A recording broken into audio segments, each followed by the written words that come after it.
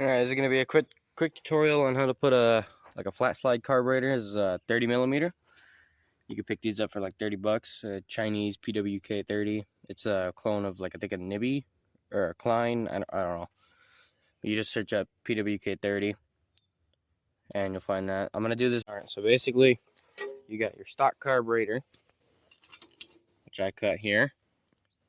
Preferably do a straighter cut than I did. But I would not recommend using a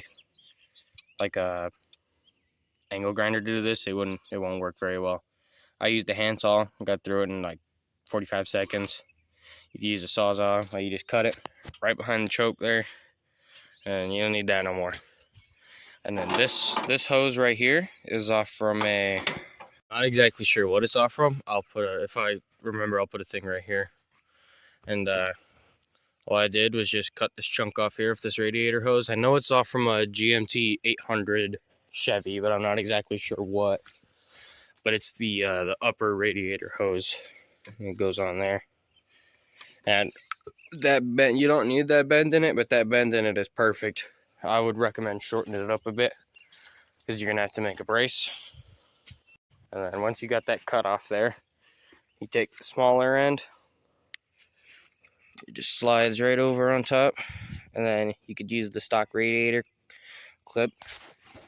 If you don't have one, you could just use a hose clamp. This is gonna be kind of hard to do one-handed. Just put this on here. And you're gonna wanna, I'm using a pair of channel locks or whatever these are called. You can either use a hose clamp or you can use a radiator clamp. I use both. And then this here, and stop and take a picture of that and look at that, because that's the original carburetor brace that went from here to the other side of the carburetor. I just bent it up and put it into there so that this doesn't move around as much. But you don't need to do that. If you shorten it up, you can shorten it up to like right here and just have the carburetor sticking out.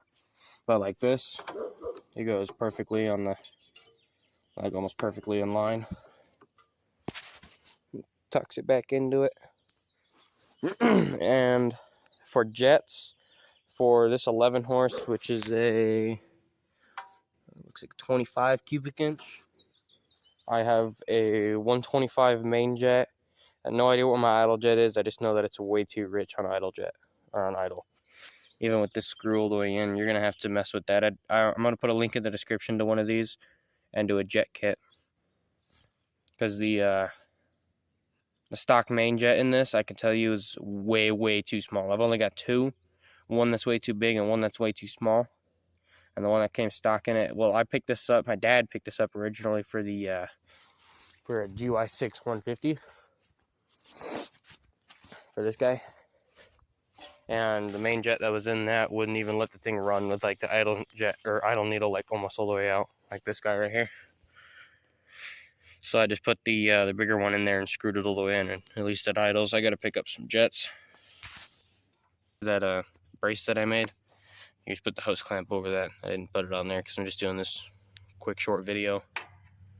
It's actually ridiculously simple. I'm surprised no one else has done this and documented it.